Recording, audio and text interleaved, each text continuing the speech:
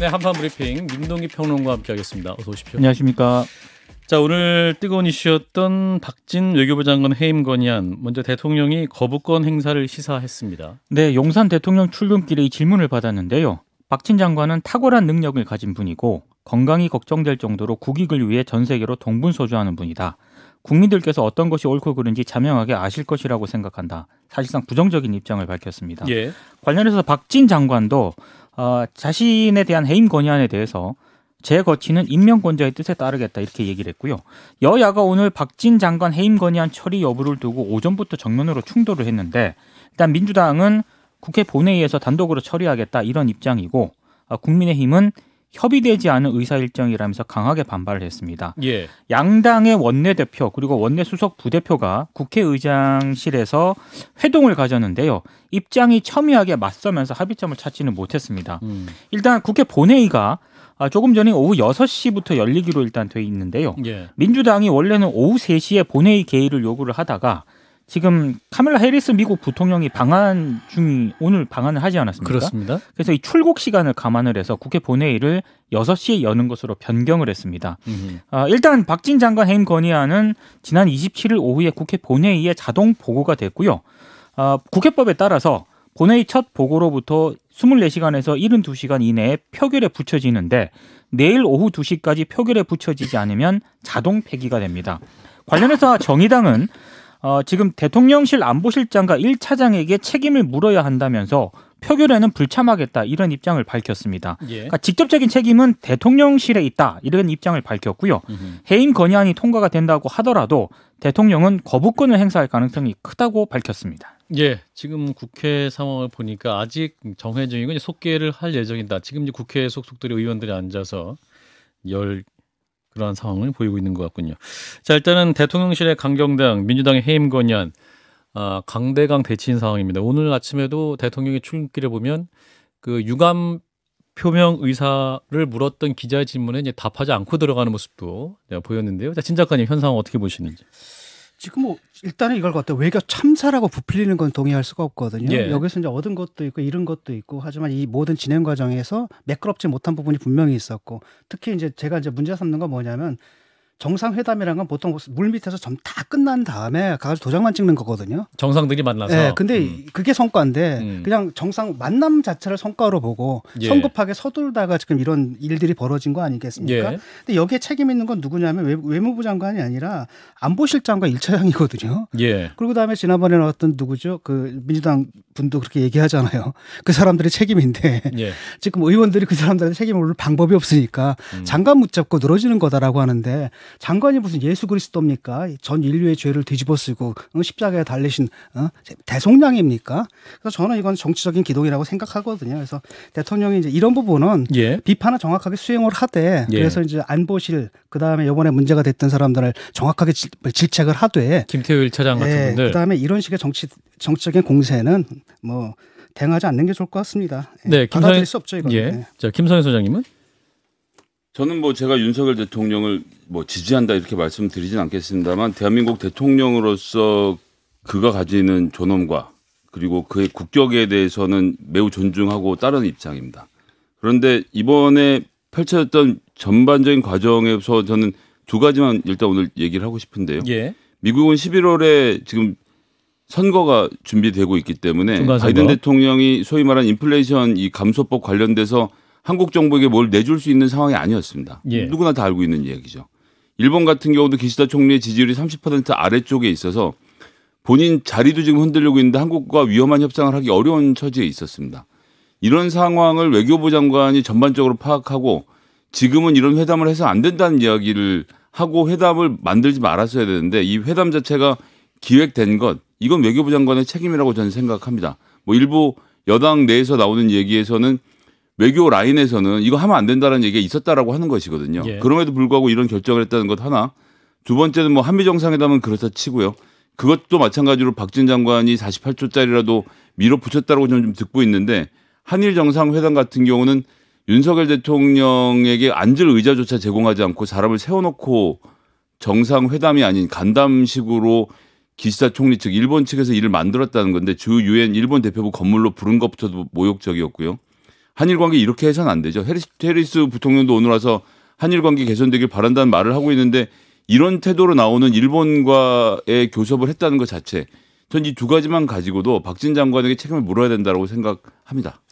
일본과의 문제가 꼬인 건 지난 정권에서 꼬인 거고요. 그게 또 지난 정권 책임이라고 보지는 않아요. 저는 그냥 그렇게 상황이 그렇게 된 거거든요. 지난 정권은 그걸 갖다가 방치를 한 거고. 근데 앞으로도 그렇다면 민주당에서는 우리가 해온 것처럼 앞으로 5년 동안 계속 방치하자 이 얘기인지 아니면은 지금이라도 어떻게 해. 사실은 공은 일본이 우리 쪽으로 넘겼거든요. 그래서 우리가 사실 외교적으로 불리한 건 사실이다라는 거죠. 그런 의미에서 물꼬를 트는 과정 속에서 그런 일들이 좀 벌어진 건데 그 부분에 대한 좀 이해도 있어야 될 것 같고 지금 박진 외교부 장관의 문제는 아니라고 보거든요. 예. 왜냐하면 뭐 실권을 가진 사람들이 이 사람들이고 이렇기 때문에 괜히 또 뭐 쓸만한 사람 또 날릴 필요는 없잖아요. 그 예. 문제를 저지른 사람들은 그 자리에 있는데 대통령실에 있다. 예, 올바른 해법이 아니라고 봅니다. 그리고 야당에서도 비판을 할 때 정확하게 정조준으로 해서 비판을 해야 되지 이런 식으로 해가지고 물론 가결이 되겠죠.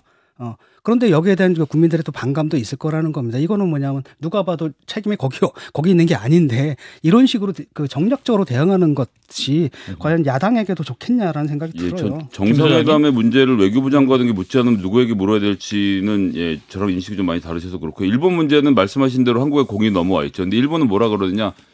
너희들끼리 합의해와. 지금 이렇게가 나오고 있는 것이거든요. 뭐 그렇다고 한다면 지금 대통령께서 하실 일은 그리고 대통령과 관계부처 장관들이 할 일은 피해자들과 일부 합의라도 만드는 겁니다. 일부라도 이야기를 듣고 그분들의 의견이 반영된 협상안을 들고 나오는 게 먼저지 왜 기시다 총리에게 줄 카드도 없으면서 가서 먼저 만나려고 하다 이런 참사를 빚냐는 거죠. 예.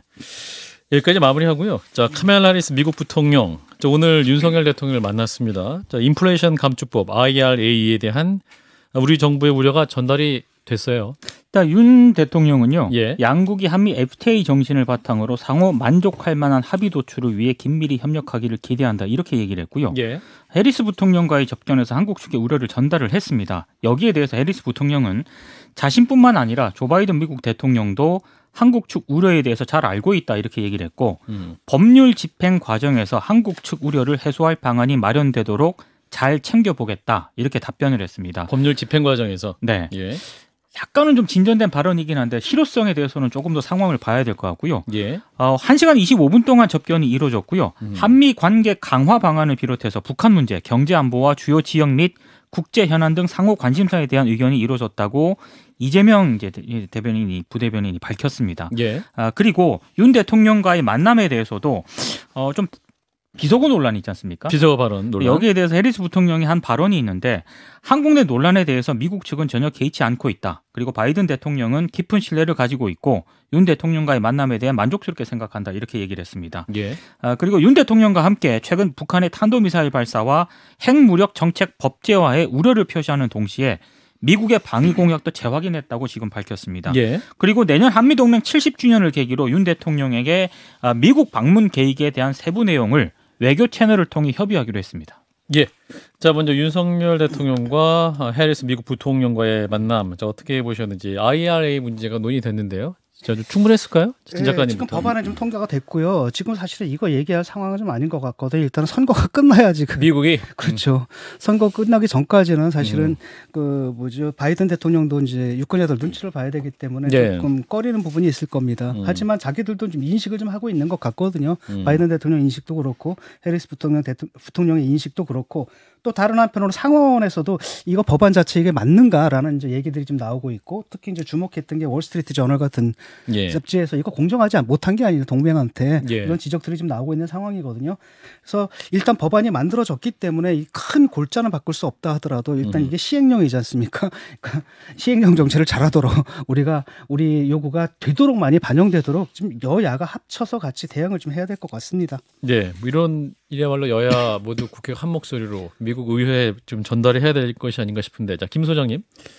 예, 그 대통령실 일 너무 안 해요. 제가 지금 계속 보고 있는데 대통령실은 우리가 인터넷이 없다라고 생각을 하시는지 미국 국무부도 그러니까 미국 예. 백악관도 관련된 회담 내용을 발표를 하고 한국도 발표를 하거든요. 예. 제가 두 가지 내용을 같이 보고 있는데 내용이 너무 다릅니다. 상이해요. 특히 어떤 부분이 상이하냐면 그 해리스 부통령이 소위 말하는 이 성평등 문제, 젠더 이퀄리티하고 위민스 임파워먼트, 그러니까 여성의 인권 신장과 관련돼서 바이든 해리스 행정부가 이 문제에 대해서는 한국과 다른 나라들이 이것을 좀 더 주안점을 두기를 자기들이 강조한다는 이야기가 지금 백악관 발표에 들어가 있는데 우리나라에는 성평등 얘기가 아예 빠져 있습니다. 게다가 백악관에서 발표를 한 지 1시간이 넘도록 미루고 있다가 대통령실 거는 이제 정리가 돼서 방금 올라왔는데요. 예. 그다음에 해리스 부통령은 또 하나 강조한 게 맨 마지막에 문장에서 강조한 게 뭐냐면 한미일 삼각 동맹에 대해서 강조를 하면서 한미 간의 관계가 아니 한일 간의 관계가 훨씬 더 좋아져야 된다는 점을 강조했다고 했는데 한국 측 발표는 제가 지금 보기에는 그런 내용도 없거든요. 그래서 이런 발표들 그 국민들이 들을 만한 내용들만 발표하지 말고 이게 좀 쌍방 간의 소통을 하는 것이지 않습니까? 그렇죠. 그럼 미국 발표 내용하고 이렇게 큰 차이가 나는 것은 좀 굉장히 부적절해 보이네요. 뭐 한미일 동맹 이건 뭐 그냥 이 정권의 기조이기 때문에 정책 기조이기 때문에 굳이 뭐 언급할 필요는 없다고 보는데 이 젠더 이퀄리티 문제 있지 않습니까? 이거는 네. 좀 국내에서 좀 얘기를 해야 될 것 같아요. 왜냐하면 이 정권이 계속 여가부 없애려고 하고 그다음에 뭐 대통령도 그렇고 지금 문제 그거 싸우고 있는 저 옛날 전 대표도 그렇고 이준석 전 대표 이런 식으로 사실은 뭐랄까 그 백래시에 기초한 그 안티페미니즘 정책들을 갖다가 포퓰리즘 정책들을 써왔거든요. 예. 그 부분이 이제 선거 끝났으니까 수정이 되어야 됩니다. 예, 관련 내용이 추가적으로 또 우리 대통령실에서 발표되는지 지켜보죠. 그런데 이제 그 인플레이션 감축법, IRA, 이게 이제 갑자기 통과된 법이어서 우리 정부가 대응하기 어려운 것이었다라고 얘기를 했습니다만 이게 사실은 외교부에서 인수위 때 이 관련 모법을 이미 보고도 했고 최근 낸시 펠로시와 우리 대통령이 만나기 전에 그날 오전에 그 우리 외교부에서 또 보고도 했다면서요. 이게 MBC하고 KBS 보도가 각각 두 가지 보도가 있는데요. 예. MBC 보도는 이 IRA 모법이 있습니다. 네. 이 모법을 윤석열 정부 인수위가 출범한 이후에 외교부가 관련 내용을 보고를 했다는 겁니다. 더 나은 재건 법안. 예, 이게 이제 더 나은 재건 법안이라는 모법인데 특히 이 외교부가 한미 정책 협의단 방미를 준비를 하면서 입법 동향을 보고를 했는데 예. 당시 단장이 박진 외교부 장관이었거든요. 근데 이제 어떤 내용이냐면 당시 이제 법이 시행이 된다면 미국의 전기 자동차 시장을 확대하고자 하는 자동차 제조업체들의 노력이 훼손이 될 것이고 호의적인 무역 관계를 재건하려는 노력에 타격을 줄 것이다라고 주미 대사들이 또 낸시 펠로시 하원 의장에게 서한까지 보냈다고 합니다. 이 주미 대사들은 당시 이수혁 주미 대사를 포함해서 25개국이 공조를 했고요. 그래서 일단 불리한 조항을 일부 삭제하는 데는 성공을 했습니다만 계속해서 이제 위험 신호는 포착이 됐다라고 하는데 그러니까 이제 MBC 보도의 핵심은 당시 보고도 받았고 위험도 분명했는데 정부가 좀 대비가 부족했던 것 아니냐 이제 이런 지적을 하고 있는 거고요. 예. KBS 보도 내용은 낸시 펠로시 하원의장이 방한을 했을 때 당시 주미 한국 대사관이 윤석열 대통령하고 통화를 하지 않았습니까? 그렇죠. 그 전에 대통령실에 IRA 핵심 내용을 보고한 것으로 확인이 됐다는 그런 내용입니다. 주미 한국 대사관이 그렇습니다. 예. 이 보고서는 3급 기밀로 지정이 됐다라고 하고요. 북미에서 최종 조립된 자동차에만 보조금을 지급하겠다. 이런 핵심 내용이 포함되어 있었다라고 하는데 예. 당시 이제 윤 대통령이 휴가 중이었거든요. 그렇죠. 이제 KBS 보도 내용을 보면 약간 이해가 안 되는 게 당시 대통령실에 보고를 했다고 하는데 대통령에게 보고가 이 내용이 전달이 되지 않은 것으로 보인다. 이 내용이 있다는 겁니다. 이게 현실적으로 가능한 것인지. 저도 지금 KBS 보도를 보면 네. 이제 8월 4일 아침에 주미 한국 대사관이 관련 내용을 상세 보고서를 외교부와 산업부, 기재부, 대통령실에 보고를 했다는 거고 그렇죠. 낸시 펠로시와 우리 대통령과의 전화 통화는 오후 2시 30분에 이루어집니다. 그렇습니다. 그러면 그 전에 몇 시간 동안 대통령에게 이 사실을 인지시킬 수 있고 관련 이슈를 통화 내용에 넣을 수 있는 시간이 있었는데 그 골든타임을 놓친 셈이다라는 비판인 거죠. 그러니까 보고서가 전달이 됐고.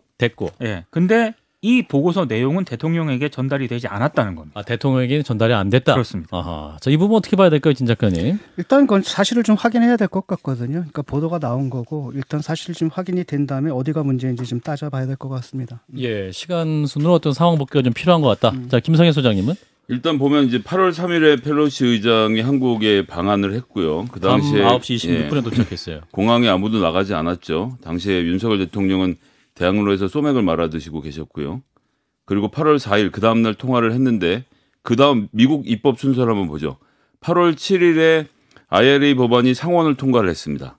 그리고 펠로시 의장이 간 다음에 8월 11일에 하원도 통과를 했고요. 미국은 상원 하원 법안은 사실 상관없이 양쪽이 통과시키고 심지어 법안의 내용이 다르기도 합니다. 다를 경우엔 양원 협의회를 구성해서 해당 법안의 내용들을 조율을 하거든요. 예. 그 얘기는 뭐냐면 8월 4일에 펠로시 의장을 윤석열 대통령이 만났다면, 왜냐하면 펠로시 의장이 방문했던 모든 국가 수반을 다 만났거든요. 직접 만났다라고 가정한다면, 그리고 IRA 법안과 관련돼서 주미 한국 대사관에서 이거 지금 굉장히 크리티컬하다, 중요하다, 10만 대 수출이 막힐 수도 있다는 내용이 대통령께까지 보고가 들어갔다라고 한다면 국회의장인 펠로시 의장에게 이건 좀 우리가 지금 바로 배틀 공동도 만들고 있는데 유예를 좀 해줘야 되는 것 아니냐는 이런 류의 협상을 할 수 있었고, 8월 7일 상원이 통과를 시켰다고 하더라도 8월 11일 하원 통과안에서 약간 수정안을 만들었다면 이 상하원의 수정안을 다시 만들어 통과시킬 수 있는 기회가 우리가 분명히 있었습니다. 실패 여부와 상관없이 시도할 수 있었던 거죠. 근데 왜 이렇게 못했는지, 저는 제가 강력히 의심하는 건, 제가 이런 말 하는 것이 참 우습긴 합니다만, 예. 중국과의 관계를 고려해서 대통령실에서 윤석열 대통령과의 펠로시 의장과의 사이를 가깝게 하는 것을 못하게 한 것은 아닌지 의심이 되는데, 이 문제는 반드시 따져 물어야 될 문제라고 봅니다. 예. 뭐 과연 정말 정확한 진실이 무엇인지 이 부분에서 뭐 민주당이나 야당이나 뭐 또 국민의힘 내부에서도 관련 논의가 좀 지속될 수 있을 것 같으니까요. 좀 지켜보도록 하죠. 자, 오늘 국회 얘기로 갑니다. 이제 국회 본회의가 지금 재개된 것 같은데, 정진석 국민의힘 비대위원장이 오늘 원내 교섭단체 대표 연설을 했는데 현장 영상을 듣고 가겠습니다. 지난 5월 윤석열 정부가 출범한 후 민생과 경제를 살리기 위해 온 힘을 쏟고 있지만 잃어버린 5년의 그림자가 너무 어둡고 짙은 게 사실입니다. 국민의힘은 결코 지난 5년의 실패를 되풀이할 생각이 없습니다. 지금 민주당은 어떻습니까?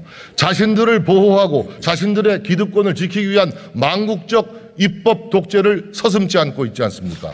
정상 외교에 나선 대통령을 향해 마구자구식 흠집내기를 넘어서 저주와 증오를 퍼붓고 있지 않습니까? MBC는 대통령이 하지도 않은 발언을 한 것처럼 자막을 조작하여 방송하고, 대통령은 치열한 외교 전쟁터에서 나라의 미래를 걸고 분투하고 있는데 다른 나라도 아닌 우리나라 언론사가 국기문란 보도를 자행하고 있지 않습니까? 예. 자, 오늘 정진석 국민의힘 비대위원장의 원내 교섭단체 대표 연설 일부 장면이었고요. 계속 전해 주실까요? 정진석 비대위원장은 대선과 지방선거 승리에도 불구하고 집권 여당이 그동안 많이 부족했다. 국민 여러분께 진심으로 송구스럽다라고 사과를 했는데요. 예. 하지만 민주당 비판에 좀 많이 할애를 했습니다. 정상 외교에 나선 대통령을 향해 저주와 증오를 퍼붓고 있다.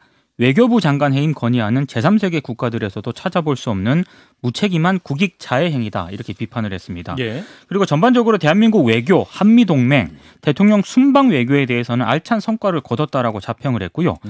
특히 이제 MBC를 향해서 자막을 조작해서 방송을 하고 조작 보도를 근거로 미국 백악관에 이메일까지 보내고 백악관의 답변마저 또다시 왜곡해서 내보내는 등 한미동맹을 훼손하려 하고 있다, 이렇게 지적을 했습니다. 그리고 지난 8월 김진표 국회의장이 제안한 국회 중진협의체 구성도 서두르자고 제안을 했는데요. 여소야대 상황 속에서 정부와 여당이 아무리 일을 하고 싶어도 야당 협치 없이는 제대로 할 수가 없다. 그래서 중진협의체를 구성해서 여야가 머리를 맞대고 개헌과 선거법 개정, 국회 특권 내려놓기 등을 논의하자고 제안을 했습니다. 예. 자, 일단은 정진석 비대위원장의 발언 굉장히 좀 셌네요. 비속어 보도를 국기문란 보도다, 한미동맹을 훼손하려고 하고 있다라고 이제 말했던 부분들, 자, 어떻게 들으셨는지. 오늘 해리스 부통령이 얘기했잖아요. 해프닝이다. 크게 안 보고 있다. 예, 훼손 안 됐다는 얘기죠. 그렇죠. 그다음에 또 하나는 뭐냐면 MBC도 백악관에 이메일까지 보내가지고 그쪽 입장 물어보고, 이게 그럴싸한이라는 거예요. 그러니까 언론에서 좀 확인을 해야 될 텐데 약간 부주의한 부분이 있었거든요. 그럼 그 부주의한 거지. 그게 뭐 공작이고 조작이고 한미 동맹을 하려는 음모고 뭐 이렇게 확장해서 나가는 건 적절하지 않다고 보고, 일단은 저는 정진석 비대위원장의 그 연설 중에서 뭐에 주목을 하냐면 지난 정부 5년의 실패라는 말하고 잃어버린 5년이라고 얘기를 하거든요. 예. 저는 이게 문제라고 봐요. 이게 MB 때 썼던 얘기거든요. 잃어버린 10년 MB 때 썼던 얘기지 않습니까? 근데 그게 또다시 이제 리바이벌이 됐는데, 예. 아니 지난 정권이라고 모든 걸 다 못했겠어요? 이걸 총체적인 실패로 규정을 하게 되면 뭐가 되냐면 그거랑 항상 반대급부로 청개구리로 나가다가 또 다른 또 다른 오류에 빠지거든요. 예. 그래서 잘한 건 잘하고, 그러니까 사실 못했으니까 정권 뺏겼겠지. 그 얘기를 또 한 번 강조할 필요는 뭐 있습니까? 국회에서 협조를 요구하면서. 그렇기 때문에 지난번 정권에 잘한 부분도 있고 못한 부분도 있는데, 잘한 부분은 우리가 개선하고 못한 부분들은 이렇게 고쳐나갈 테니 협조를 요합니다. 예. 이렇게 나가야 되는 게 아닌가 싶어요. 예. 김 소장님은? 일단 1950년 한국 전쟁부터 쌓여왔던 한미 관계, 혈맹 관계가 어떤 언론사의 보도나 혹은 대통령의 말실수로 훼손될 수 있다는 발상 자체가 전 놀랍다고 생각하고요. 예. 백악관이 MBC한테 이메일 받으면 이건 뭐 대한민국에 대해서 불쾌해야 되겠구만 이렇게 생각을 한다는 것도 만무하지 않습니까? 좀 이런 지나친 과장적인 수사는 좀 안 했으면 좋겠고, 그리고 좀 중진협의체 구성 뭐 좋습니다만 이미 여야는 원내대표도 있고 당대표도 있고 협의체가 다 있어요. 예. 있는 협의체를 잘 돌리면 되는데, 또 이 정진석 비대위원장이 나와서 무슨 이재명의 방탄국회 얘기를 하는데, 그 민주당이 검사들의 수사를 구체적으로 어떻게 막고 있다는 겁니까? 그러니까 수사를, 경찰이나 검찰의 수사를 민주당이 어떻게 막고 있는지, 혹은 의사일정 진행을 안 하는 게 있는지, 뭐 이런 아무런 근거도 없이, 심지어는 나중에 뭐라 그러냐면 민주당이 7대 민생과제를 입법을 하니까, 이거 예. 제안을 하니까 국민의힘에서 그때 원내대표 뭐라고 했습니까? 이재명을 막기 위한 방탄 입법이다. 말 같은 소리를 해야죠. 그러고 나서는 일주일이나 있다 본인들도 민생법안 10대 과제를 내놨거든요. 그러니까 여당이 제발 정신 차리고 자기들 좀 중심을 잡고 국회를 좀 끌어갔으면 좋겠습니다. 그러니까 노란봉투법 있지 않습니까? 네, 정진석 비대위원장 발언 중에 예. 이제 노란봉투법이 불법 파업 조장법이다라고 얘기했죠. 이 부분에 대해 말씀하시려는 거죠? 예, 그 유호정 의원하고 한동훈 장관이 서로 이제 문답을 주고받는데 거기 해답이 있다고 보거든요. 한 장관이 뭐라고 얘기하면 취지는 이해하나 좀 더 정교하게 만들었으면 좋겠다. 왜냐하면 사인 간의 관계에 국회가 개입하는 게 위헌적인 요소가 있다고 보거든요. 분명히 그럴 겁니다. 하지만 노동 3권 보장하는 거 이것도 우리 헌법적 가치거든요. 예. 이 두 가지가 충돌한다라고 한다면 여야가 맞대고 그래서 해법을 만들어야 됩니다. 예. 관련해서 김 소장님도 같은 코멘트 하실까요? 의견입니다. 알겠습니다. 자, 이제 해리스 부통령이 그 동맹 문제 없다고 발언했지 않습니까? 그러면 민주당 양보하고 또 그 외교 참사 아닌 것 같으니까 이거 좀 국민의힘도 양보 서로 좀 합의점을 찾을 수 있지 그러니까 않을까요? 사진 찍는데 빠졌다는 대통령이 그 욕설을 한 것 때문에 박진 장관을 해임하는 게 아니에요. 그건 아무런 전 상관이 없는 문제라고 생각합니다. 그리고 앞에 제가 박진 장관과 외교부가 무엇을 잘못했는지 쭉 설명을 드렸기 때문에 대통령의 그 욕설과 말실수 때문에 박진 장관을 해임하는 건 아니라는 말씀만 보태서 드리겠습니다. 예. 진 작가님도 코멘트 안 하시겠죠? 여기까지 하겠습니다. 이거 뭐 맨날 해임이야. 탄핵이고. 자, 민동기 평론가와 함께했습니다. 고맙습니다. 고맙습니다. 좋아요. 구독. 알림 설정.